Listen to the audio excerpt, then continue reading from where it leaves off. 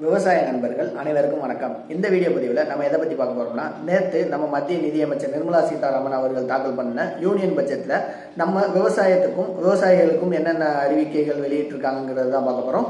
So இப்போதான் நம்ம சேனலை முதல் தடவை பார்க்குறீங்கன்னா நம்மளோட சேனலை மறக்காம சப்ஸ்கிரைப் பண்ணிட்டு கூடவே பக்கத்தில் இருக்க பெல் ஐக்கானையும் கிளிக் பண்ணி வச்சுக்கோங்க. நேற்று தாக்கல் பண்ண இந்த யூனியன் பட்ஜெட்டில் குறிப்பாக விவசாயத்துக்காக 7 அறிவிக்கைகள் வெளியிட்டிருக்காங்க. அந்த 7 அறிவிக்கைகள் என்னென்ன அப்படிங்கிறத ஒன்று ஒன்றா பார்க்கலாம். முதல்ல கிசான் கிரெடிட் கார்டு, அதாவது கிசான் கடன் அட்டைன்னு சொல்லுவாங்க. இந்த கிசான் கடன் அட்டையில் விவசாயிகளுக்கான கடன்கள் கொடுப்பாங்க. இந்த கடன் உச்சவரம்பா 3 லட்சம் ரூபாய் வரைக்கும் இருந்தது. இப்போ அதை இன்னும் கொஞ்சம் உயர்த்தி 5 லட்சம் வரைக்கும் கடன் வசதி விவசாயிகளுக்கு பண்ணி கொடுக்குறாங்க. இது மூலயமா 7.7 கோடி விவசாயிகள் பயனடைவாங்க அப்படிங்கிறத நிர்மலா சீதாராமன் அவர்கள் சொல்லியிருக்காங்க.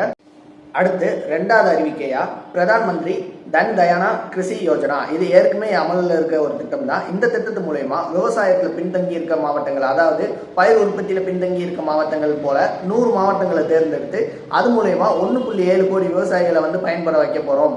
அந்த மாவட்டங்களுக்கு விவசாயத்தையும் விவசாயிகளோட வாழ்வாதாரத்தையும் அதிகப்படுத்துவோம் அப்படிங்கிறத சொல்லியிருக்காங்க.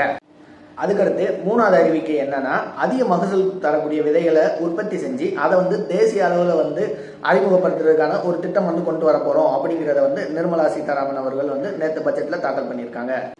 அதுக்கடுத்து 4வது அறிவிக்கையா என்ன சொல்றாங்க அப்படின்னா, பருத்தியோட விளைச்சலை அதிகப்படுத்துறதுக்கான தொடர்ந்து 5 ஆண்டுகள் திட்டம் அறிமுகப்படுத்தியிருக்காங்க.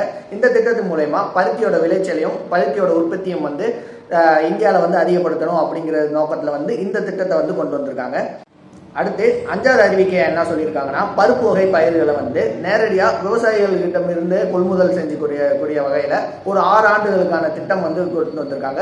இந்த திட்டத்தின் மூலயமா பருப்பு வகையில் பயிரிட்ட விவசாயிகள்கிட்ட இருந்து அந்த இதை குறைந்தபட்ச ஆதார விலையை கொடுத்து நேரடியாக விவசாயிகள்கிட்ட இருந்து கொள்முதல் பண்ணிக்கிற மாதிரி இந்த திட்டத்தை கொண்டு வந்திருக்காங்க.